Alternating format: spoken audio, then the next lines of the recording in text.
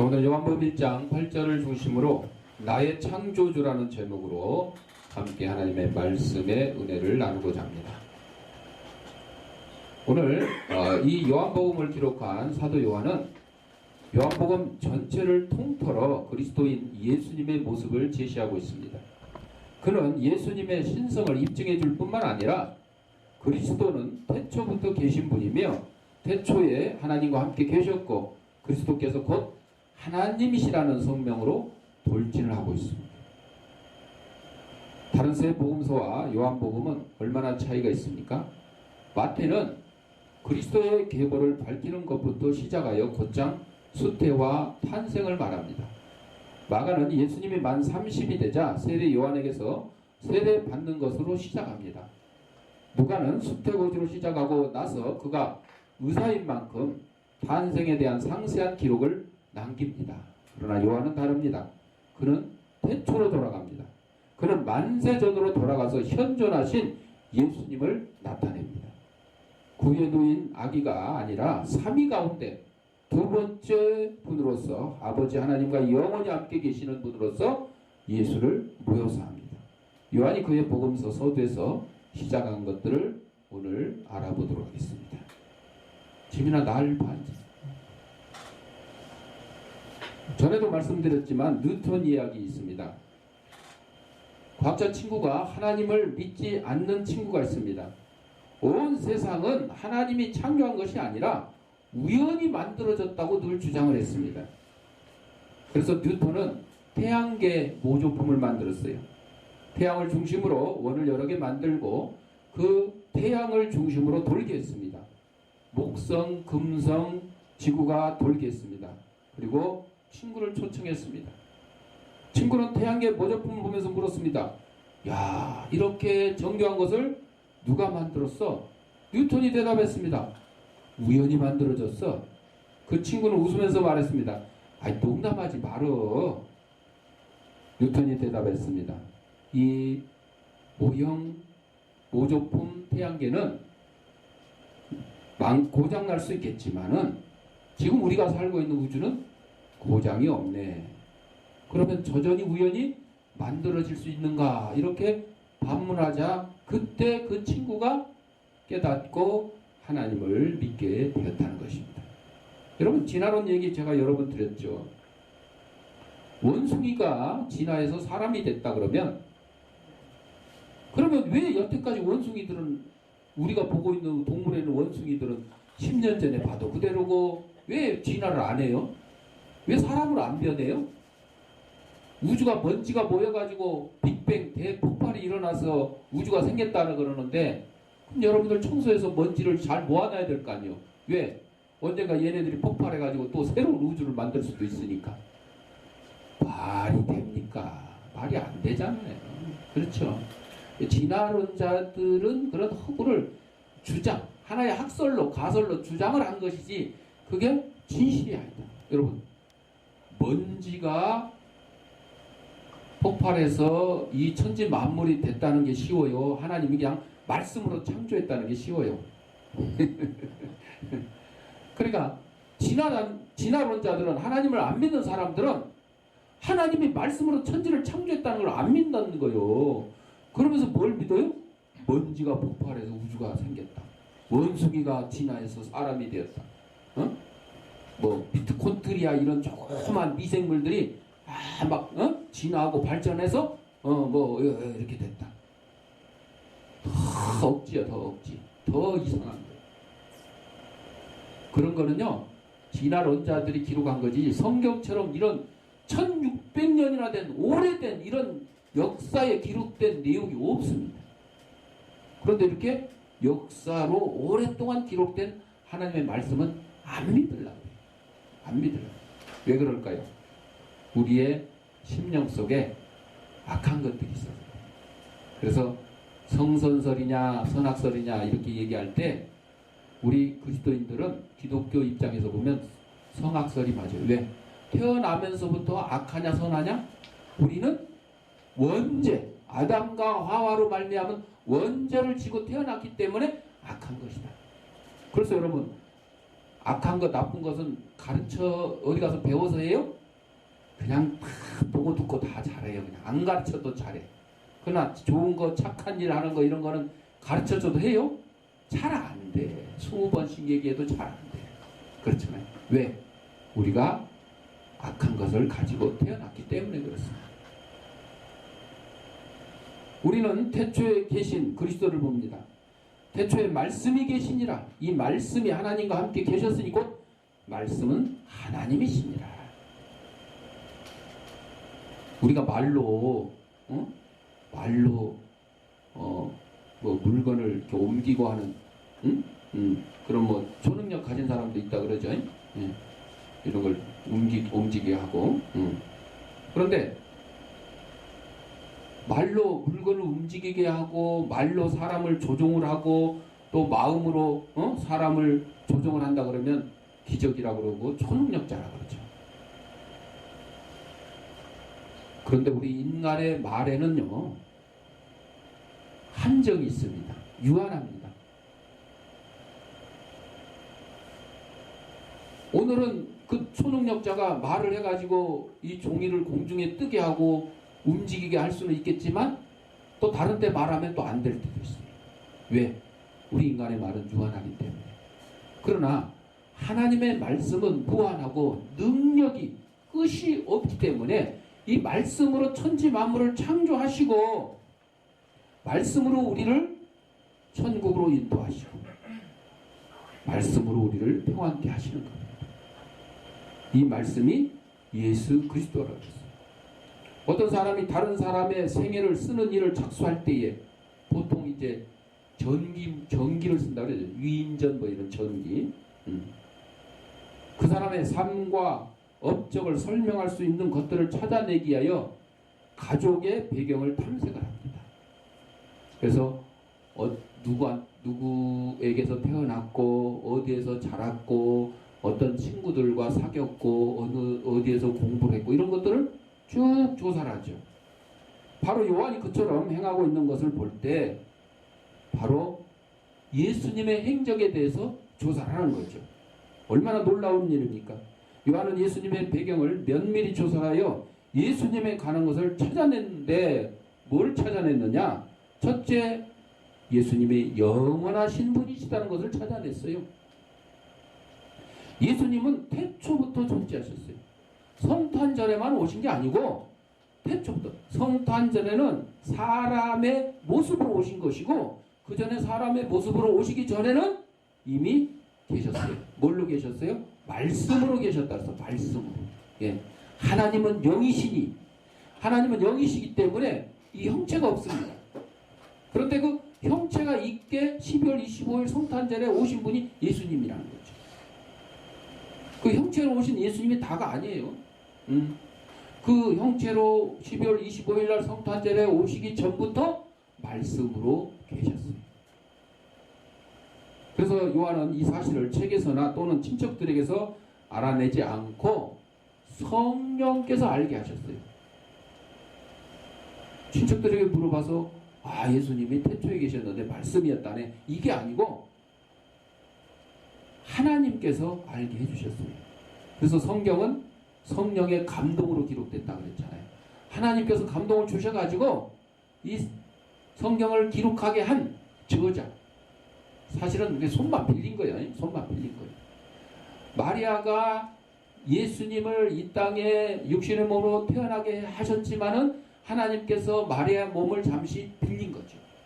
그래서 마리아는 성모 마리아가 아니에요. 우리는 동정녀 마리아 이렇게 얘기를 하지만 카톨릭에서는 성모 마리아. 성자를 아무데나 막 붙여요. 좀 훌륭한 사람 있으면 막 성인이라고 그러고 성자라고 그러고. 우리는 삼위일체 하나님, 성부, 성자, 성령. 이거 외에는 어떤 사람한테도 누구에게도 함부로 이걸 거룩할 성자를 붙이는 게 아닙니다. 뭐 이름 질 때야 뭐 어쩔 수 없이 뭐 그렇게 붙인다고는 하지만 그러나 그렇게 삼위일체 하나님처럼 숭배하는 대상이 될 수가 없다는 거죠. 자, 태초에 이와 동일한 말은 모세도 성령에 이끌려 창세기 기록했습니다. 그러므로 요한은 확실히 예수님이 세상에 어떤 것도 어떤 사람도 존재하기 또 훨씬 전부터 계셨음을 의미한 것입니다. 세상이란 얼마나 오래되었을까요? 태초로부터 시간이 얼마나 경과했을까요? 우리는 알 수가 없습니다. 지질학자들은 수백만 년 전에 세상이 생성되었다고 합니다. 우리가 성경의 맨 첫 번째 절과 두 번째 절 사이에서 엄청난 시간의 경과가 있었다고 생각할 때에 그 말을 수긍할 수도 있습니다. 성경에 태초에 하나님이 천지를 창조하시니라 그랬는데 그 말씀과 말씀 사이에 이미 얼마나 많은 시간이 흘렀는지를 모른다는 거죠. 왜?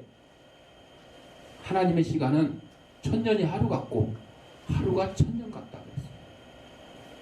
우리 인간의 시계하고 시간하고는 사실 관계가 없는 거죠.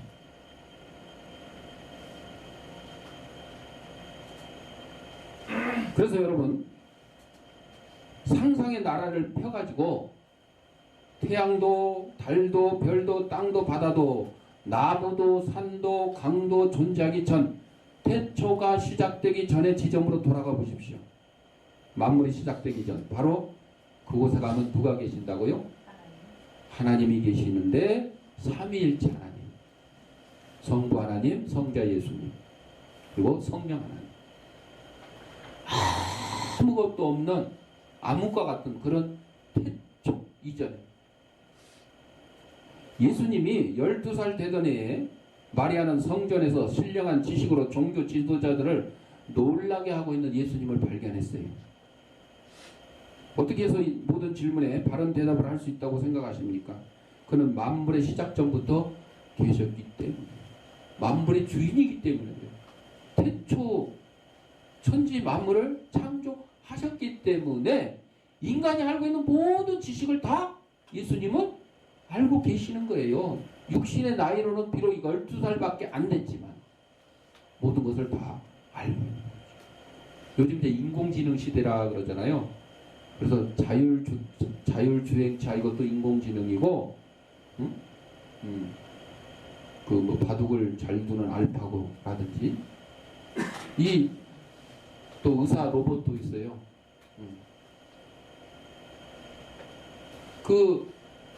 우리 의사 로봇 같은 경우에 1000명의 의사들이 알고 있는 그 의학 지식을 그 로봇에게 다 입력을 시키는 거예요. 그러면 의사 1000명이 할 수 있는 일을 이 로봇 의사 혼자서 하는 거예요.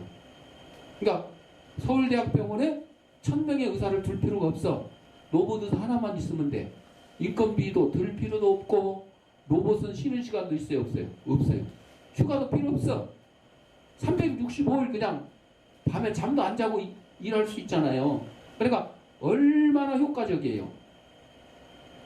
그런데 이 로봇이, 인공지능 로봇이 의사가 사람보다 뛰어나다고 할 수 있겠어요? 없습니다. 단순히 지식을 모아놓은 거예요. 요즘 이제 인공지식이 스스로 뭐 자가 학습을 한다고 이제 그렇게까지 얘기를 해요. 다 정보를 갖다 입력을 해놓으면 스스로, 바둑 전법이라든지 뭐 이런 것들. 어제 신문에 보니까 그 드론이죠, 드론. 뉴스에 보니까 드론 세계 제1의 드론 조종사하고 인공지능 로봇하고 대결을 했다고 해요. 누가 이겼겠어? 사람이 이겼대, 사람. 사람이 이겼어요. 자, 로봇이라는 거는, 그러니까 쉽게 말하면 컴퓨터예요, 컴퓨터. 여기에 정보를 누가 입력을 해요? 사람이 입력을 해요. 사람이 입력을 해요. 이 컴퓨터를 누가 만들었어요? 로봇을 누가 만들었어요? 사람이 만들었어요. 그러니까 나하고 1대1로 생각할 때는 나보다 이 컴퓨터가 훨씬 더 뛰어나고 로봇가 훨씬 더 뛰어난 것 같지만, 그러나 사람 전체로 따지면 로봇은 하나의 기계일 뿐입니다. 컴퓨터일 뿐입니다. 바로 이겁니다. 우리 인간들이 아무리 뛰어난다고 할지라도 우리를 창조하신 하나님을 능가할 수 있어요? 할 수가 없습니다. 할 수가 없어요. 힘을 다 합쳐도 안 되는 거예요. 다 합쳐도. 네. 로봇가 사람을 능가할 수 없는 것처럼 사람은 하나님을 능가할 수 없다는 것입니다. 그래서 예수님께서는 인간의 몸으로 오셨지만은 태초부터 계셨던 하나님이시기 때문에 우리 인간들이 가지고 있는 모든 지식을 뭐 입력하고 하실 필요도 없어요. 다 그냥 알고 계시는 거예요. 다 알고 계시는 거예요. 그는 만물의 시작 전부터 계셨기 때문이다. 또 요한은 예수님이 태초부터 하나님과 함께 계셨다고 말합니다. 그는 아버지와 공존하셨습니다. 그는 언제나 하나님께서 사시는 방법대로 살으셨습니다. 그리고 하나님과 함께 사셨습니다. 산들이 형성되기 전, 새벽별들이 합창하기 전, 저 먼 태고 시대로 돌아가 보십시오. 여러분은 그곳에서 하나님을 발견할 수 있을 것입니다. 그리고 하나님 바로 그 곁에 계시는 그의 아들 예수 그리스도를 보시게 될 것입니다. 성경에는 그리스도께서 하나님과 함께 계셨다고 말합니다. 이 말씀은 곧 하나님과 예수님은 별개 개체임을 증명해 주고 있습니다. 그러니까 이 삼위일체 하나님에 대해서 우리 인간의 지식으로는 사실 이해하기도 어렵고 설명하기도 어려워요. 셋인데 하나예요. 각각 성부 하나님, 성령 하나님, 성자 예수님 이렇게 각각 삼위로 나눠져 있는데 또 하나예요. 인간이 아니기 때문에 그렇습니다. 하나님은 신이시기 때문에, 영이시기 때문에. 그래서 예수님 말씀하십니다. 아버지와 나는 하나이다. 우리 인간의 지식으로는 아버지와 아들이 하나가 될 수가 없잖아요. 따로따로잖아요. 근데 이 삼위일체 하나님은 하나님이죠. 나를 본 자는 아버지를 보았느니라.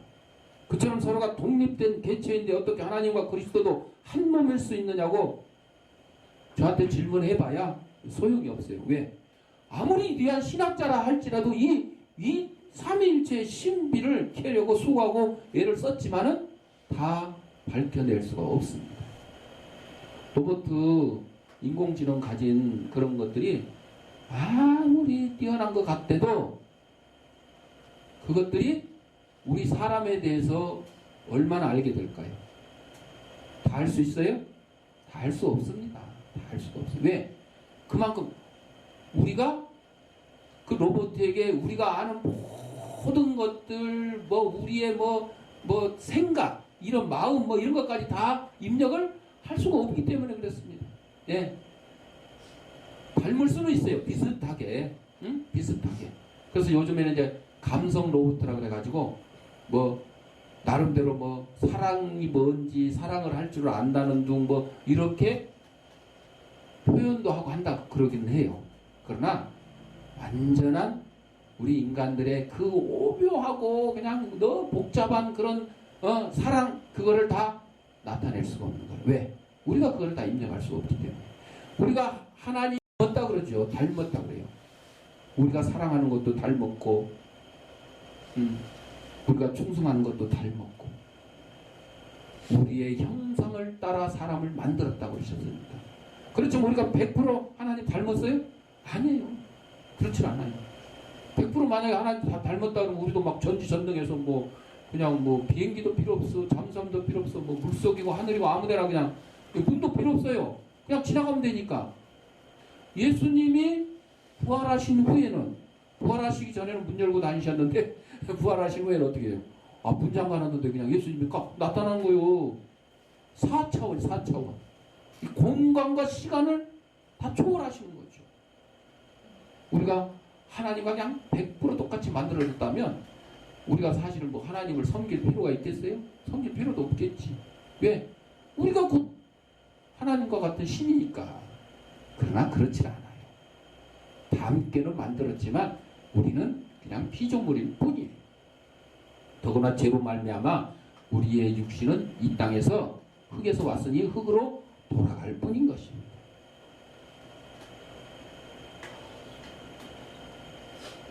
그래서 성경에는 그리스도께서 하나님과 함께 계셨다. 이 말씀은 하나님과 예수님 별개의 개체다 그랬어요.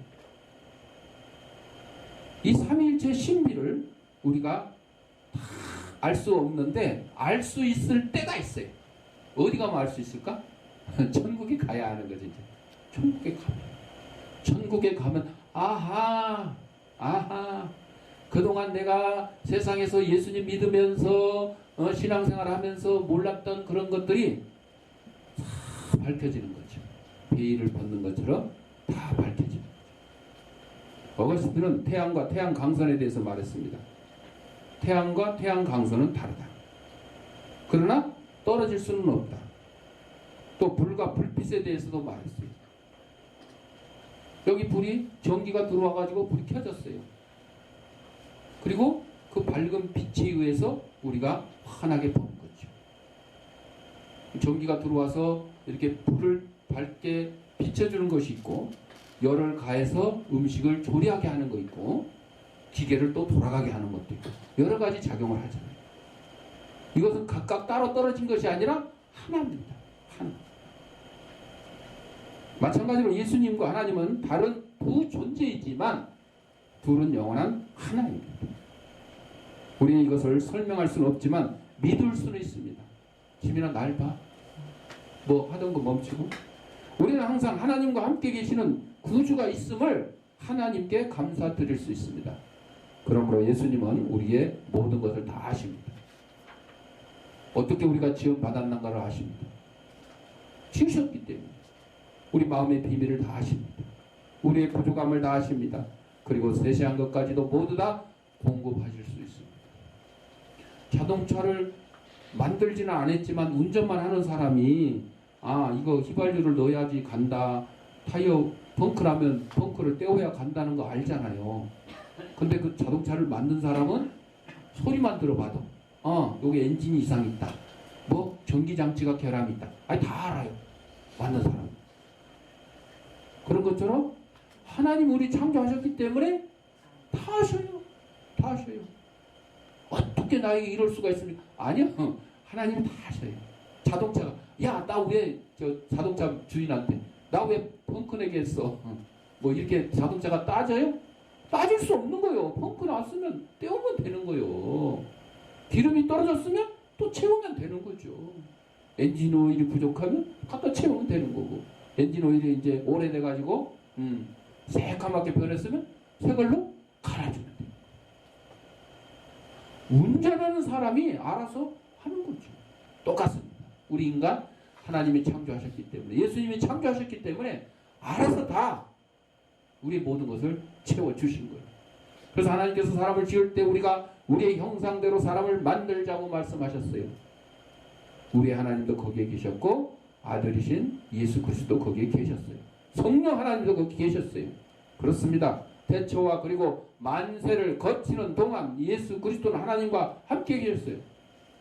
또한 요한은 그리스도께서 곧 하나님이시라고 말했어요. 정말 이해하기 힘든 부분이죠. 설명하기 어려운 부분이요. 그리스도가 하나님이시라고 성경에서 말하고 있지 않는가? 성경이 있으니 믿어야 돼. 이렇게 우리 그리스도인들에게 말하는 것은 참 쉽습니다. 성경이 있으니까. 내가 설명을 할 수는 없지만 성경에 하나님 아버지는 나와 하나이니라. 나를 본 자는 아버지를 봤다. 예수님이 이렇게 말씀하셨죠. 정말 내게는 그것으로도 충분합니다. 우리에게는. 그러나 모든 사람들이 그처럼 단순히 생각할 수 없는 노릇입니다. 그러므로 조금 더 깊이 파고 들어가 생각을 해보면 인간의 마음속에는 언제나 하나님을 열망해야 합니다. 사람들은 외칩니다. 내가 어떻게 하나님을 찾을꼬? 주여 아버지를 우리에게 보여주옵소서. 그리하면 족하겠나이다. 이런 열망이 너무 깊고 집요해서 하나님께서는 그 사실을 마음 가운데 두셔서 하나님께서만이 족하게 해주실 것을 알게 됩니다. 하나님과 사람은 서로를 위해 존재합니다. 하나님 안에서 안식을 얻기 전까지는 인간의 심령 속에는 평안이 없습니다. 하나님 우리의 마음 가운데 그러한 열망을 두셨다면 그 열망은 하나님께서 만족시켜 주셔야 됩니다. 그렇지 않다면 하나님이 아닐 것입니다. 그래서 그리스도께서 세상에 오셨던 것도 그 열망에 응답하시는 하나님의 표현인 것입니다.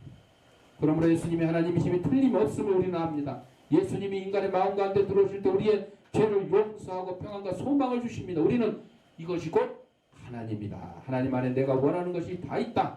나는 그리스도 안에서 그걸 찾았다. 외칩니다. 요한복음 맨 첫 절을 충분히 설명하기는 어렵습니다. 태초에 말씀이 계시니라. 이 말씀이 하나님과 함께 계셨으니 곧 하나님이시냐. 이 말씀.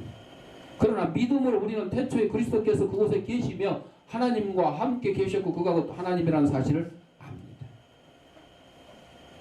목사님이 성도들에게 물어봅니다. 하나님이 세상을 창조하시니 가장 행복한 여자가 누구일까요? 대답을 못하니까 구약에서 한 명, 신약에서 한 명 있습니다. 그래도 대답이 없자 목사님이 말씀하십니다. 구약에서는 아담의 아내 하와, 신약에서는 요셉의 아내 마리아. 왜 그런데요? 하와에게는 시어머니가 없어서 가장 행복했고, 또 마리아는 며느리가 없어서 가장 행복했다. 요즘 말하는 고부 갈등이 없어서, 시어머니와 며느리의 갈등이 없어서 가장 행복했다. 그런 우스운 얘기를 했어요. 여러분, 내가 미워하는 사람이 없어야 행복한 게 아니에요. 내가 미워하는 그 사람이 내가 사랑하는 사람으로 바뀌면 행복하게 되는 거죠. 그렇게 해야 되는 거죠. 세상에 나만 좋아하고 나만 아껴주는 사람만 있으면 좋을 것 같죠. 그러나 그렇지 않습니다. 예수님은 창조주 되신 그리스도라고 했어요. 만물이 그로 말미암아 지은 바 되었으니 지은 것이 하나도 그가 없이는 된 것이 없느니라. 우리는 그리스도께서 만물을 지으셨음을 들었어요. 세상을 만들기로 작정하실 때 태초로 돌아가 보십시오. 그러면 그리스도께서 하나님과 함께 계심을 보실 것입니다. 하나님 만물의 원점이며 근원입니다. 그리스도는 창조 과정을 진행시키는 기관이었습니다. 그는 만물의 창조에 협동하십니다. 오늘 이 말씀을 왜 드리나? 그러니까 크리스마스 그러면 그냥 예수님이 태어나신 날, 아기 예수 오신 날, 이걸로만 기억하는 세상 사람들과 우리는 다르다는 거죠. 우리는 성탄절만 존재해요? 아니요. 성탄절보다 더 귀한 절이 뭐예요? 부활절이에요. 부활절. 왜? 우리의 죄를 감당하러 이 땅에 오시고 십자가 지시고 사흘 만에 부활하시고 천국에 하나님 우편에 앉아 계시면서 우리가 사도신경에 고백하잖아요. 우리의 처소를 예비하시고 우리가 천국에 오기를 지금 기다리고 계시는 거죠. 그것을 우리 그리스도인들은 깨달아야 되는 거예요. 단순히 그냥 성탄절 그냥 공휴일 예수님 오신 날 예수님이 주인공도 아니고 막 이상하게 막 산타가 주인이 되고 아니 왜 산타가 크리스마스 주인이요? 아니 선물은 여러분 생일 그러면 생일 맞은 사람한테 선물을 줘야 되잖아요. 크리스마스는 누구의 선물이요? 누구의 생일이요? 예수님의 생일이니까 누구한테 선물해야 돼? 예수님한테 선물해야 돼. 지구들끼리 선물하고 왜 선물 안 줬냐? 싸우고 뭐 줄 거냐고 따지고 먼저 예수님께 선물해야지. 예수님께는 선물 안 하고 그냥 지구들끼리만 선물을 줬네 안 줬네, 좋은 거 줬네 나쁜 거 줬네 이렇게 따지고 그럼 안 되는 거죠. 크리스마스의 주인은 예수님, 이 세상의 주인은 예수님 하나님. 그리스도께서 하나님과 함께 계셨고 그리스도는 창조 과정을 진행시키는 기관이었어요. 만물의 창조에 함께 했습니다. 인간이 아무리 잘난체도 단 한 가지 것이라도 없는 것을 존재케 할 수 없습니다. 하늘을 찌를 듯한 고층 건물, 강을 가로지르는 다리, 공중을 날아다닐 수 있는 비행기, 바닷속을 날리는 잠수함을 만들 수 있어요. 인간의 체격을 튼튼히 하기 위하여 영양소와 식품을 만들 수 있습니다. 그런데 이 모든 것들이 원재료가 없으면 할 수 있어요? 없어요. 원재료가 없으면 할 수 없어요. 그래서 우리는 발견과 발명이라고 그러잖아요. 없는 걸 찾으면 발견이야. 없는 걸 만들면 발명이라고 그래요. 근데 그건 우리의 구분이고 실제 발명도 발견이야. 왜? 아무것도 없는 무에서 유를 창조한 태초에 하나님이 말씀으로 천지 창조를 하신 것과 같은 새로운 것을 우리는 만들어낸 것이 아니에요. 왜? 하나님이 만들어 놓은 그 물질을 이용해서 비행기도 만들고 잠수함도 만들고 자동차를 만들었을 뿐이에요. 우리 인간이 새로운 물질을 창조한 게 아닙니다. 그런데 예수님께서는 아무것도 가지지 않고 세상을 지으셨어요. 빛이 있으니까 막 빛이 있는 거예요. 땅과 바다 있으라 그러면 있는 거예요, 그냥. 우리 사람만 특별히 하나님이 흙으로 진흙으로 빚어가지고 코에다 생기를 불어넣으니까 생명이 됐다 그랬고, 나머지 뭐 짐승들은 어떻게 했어요?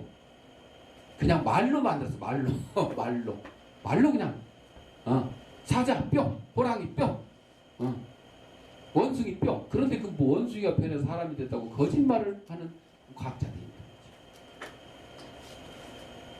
마지막으로 3절에서 하나도 그가 없이는 된 것이 없다고 했어요. 푸른 창공을 지으신 분은 그리스도입니다. 땅과 하늘 사이 우주를 지으신 분은 그리스도였어요. 바다와 강들과 호수를 파서 그 속에 물을 채우신 분은 그리스도였어요. 하늘과 달과 별과 태양을 두시고 하나님의 영광을 찬양케 하신 분이 예수님이셨어요. 이 땅에 꽃과 수목들을 뒤덮게 하신 분이 예수님이셨어요. 바다에 고기가 헤엄치게 하고 들판에 동물을 뛰놀게 하고 나무 가지 위에 새들이 지저귀게 하시는 분도 예수님이셨어요. 창조 중에 최대 걸작품인 사람을 만든 분도 예수님이셨어요. 이 아름답고 경이로운 세상을 돌아보십시오. 그리고 예수님이 이 세상을 만드셨음을 기억하십시오. 여러분이 소유하고 계신 것을 바라보십시오. 그리고 대초에 예수님께서 그것을 만드셨거나 이미 지으신 것을 이용하여 만든 것임을 기억하십시오. 그 크신 창조주 우리 구주셨도다 라는 찬송가 가사가 있습니다. 그 말씀은 옳습니다. 예수님은 한 분이시며 동일한 분. 성부 하나님, 성자 예수님, 성령 하나님. 각각 삼위가 계시지만 다 한 분이시다. 여러분. 그래서 크리스마스는 단순히 예수님이 태어나신 날 이게 아니고 세상 만물을 창조하신 하나님이시며 지금도 섭리하신 하나님이시며 우리를 천국에서 기다리고 계시는 하나님이다 라는 사실을 기억하면서 기쁜 성탄절을 준비하시기 바랍니다. 기도하겠습니다.